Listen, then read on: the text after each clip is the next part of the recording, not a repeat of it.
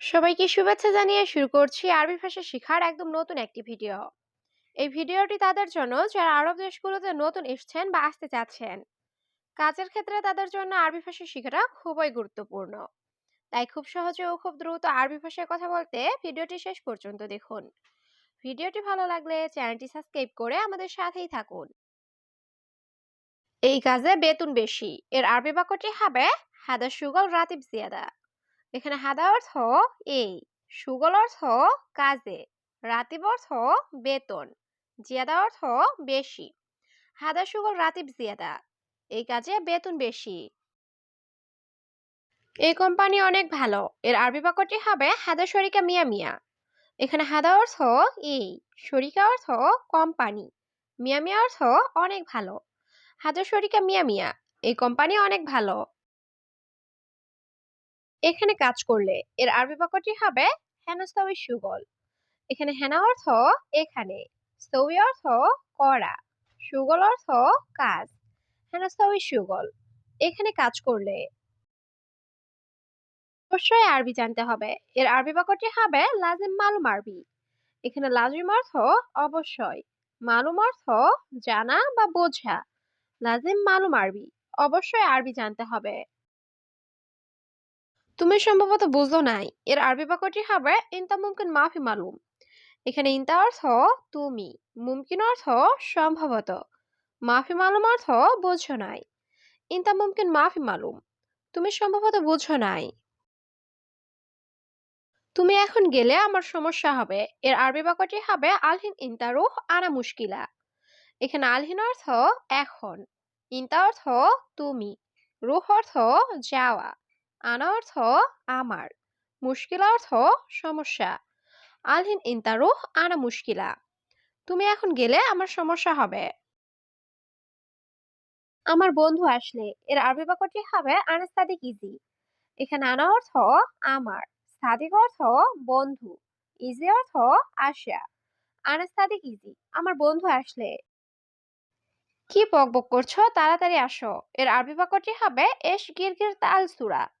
এখানে এস অর্থ কি, গিরগির অর্থ বকবক করা, তাল অর্থ আসা, সুরা অর্থ তাড়াতাড়ি।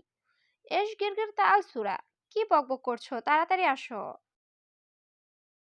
কি সমস্যা, তুমি রাগ করছো কেন এর আরবি বাক্যটি হবে এস মুশকিলা লেশ ইন্তেজালান।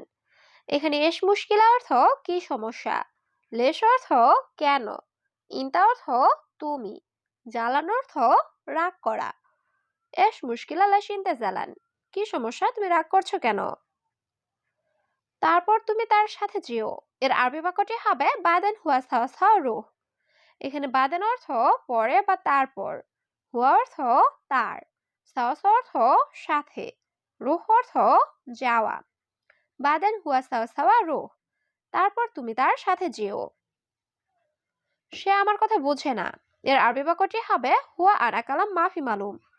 এখানে হুয়া অর্থ সে, আনা অর্থ আমার, কালাম অর্থ কথা, মাফি মালুম অর্থ বোঝে না।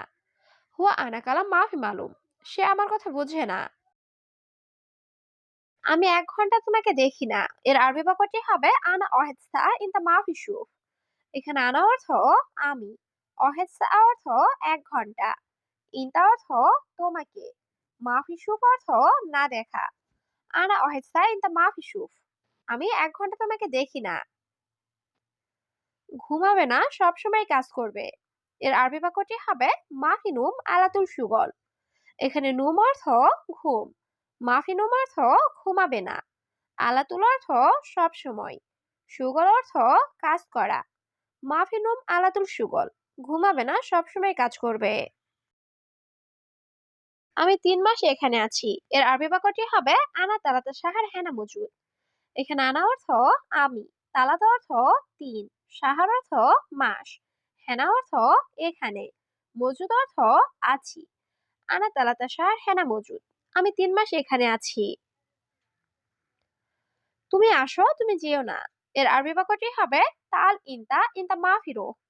এখানে তাল অর্থ আসা, ইনতা অর্থ তুমি, মাফিরুহ অর্থ না যাওয়া। তাল ইনতা ইনতা মাফিরুহ, তুমি আসো, তুমি যেও না। ওইখানে ঔষধ আছে দেখো, এর আরবি বাক্যটি হবে শুভ হেনাফি দাওয়া। এখানে শুভ অর্থ দেখা, হেনা অর্থ এখানে বা ওইখানে, ফি অর্থ আছে, দাওয়া অর্থ ঔষধ।